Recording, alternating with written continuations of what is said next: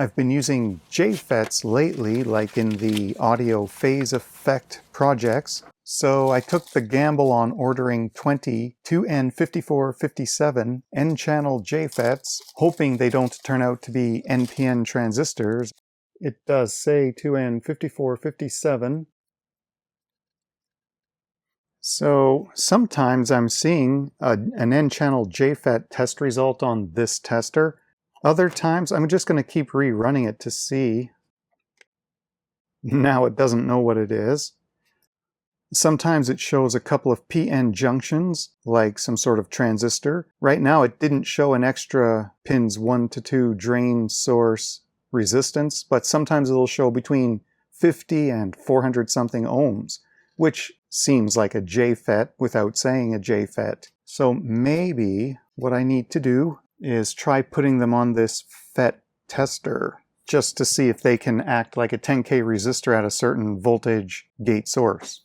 The pinouts are supposed to be drain source gate, so I'm putting them in the breadboard to go to those pins, and it's telling me minus around 95 millivolts gate source is making this device look like a 10K resistor.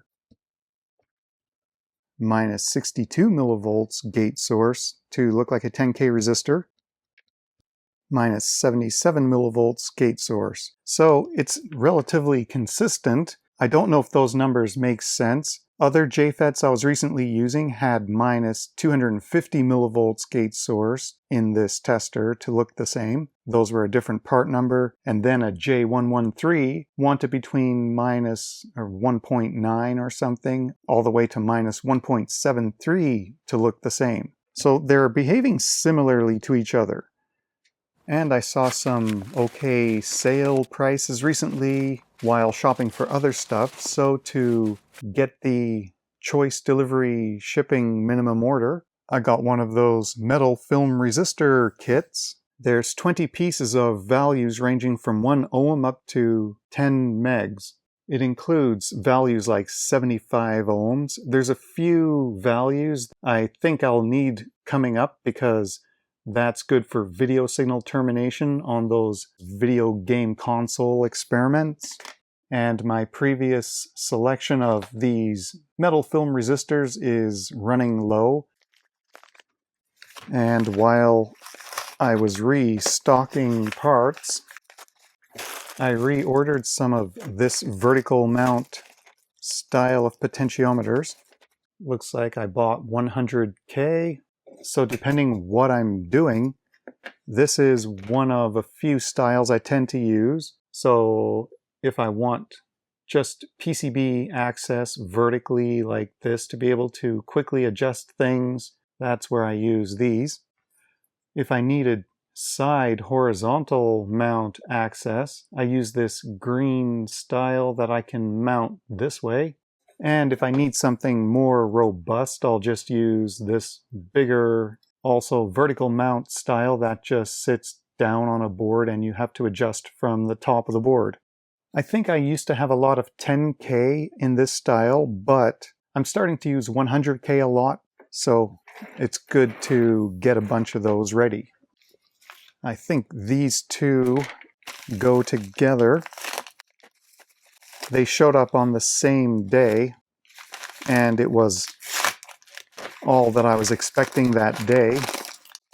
Even though they put so many labels on those envelopes so that you can't really see a tracking number, AliExpress will send out emails telling me something is out for delivery, and then I can just go in my order history and see also, hovering over tracking information on recent orders, I can see what it's claiming is out for delivery. So it is Max 1044, which is the negative voltage rail generators that I use mostly to get minus 9 volts out of a plus 9 volt supply, so I can do op-amp circuits with dual polarity.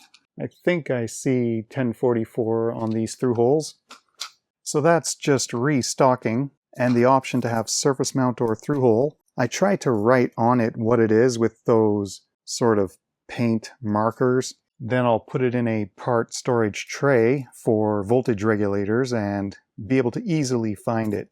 And since I've been working on projects with old video game consoles, whether it's fixing them or interfacing with them, sometimes I just have the old console, however I got it years ago, used, and I may have one or two games, but that's not much use. So I got a Turbo EverDrive, which is basically a circuit board in the configuration of a TurboGrafx 16 or PC Engine, the Japanese version, game cartridge. And it has an SD card slot. It comes with an 8 gig card preloaded with some stuff, and I guess you can put your own files on there. There's a reset switch, so if you're in a menu choosing games and you want to quit, you can hit that switch. Then there's a slide switch to go between PC Engine or TurboGrafx 16 mode. So mine is set for TurboGrafx 16.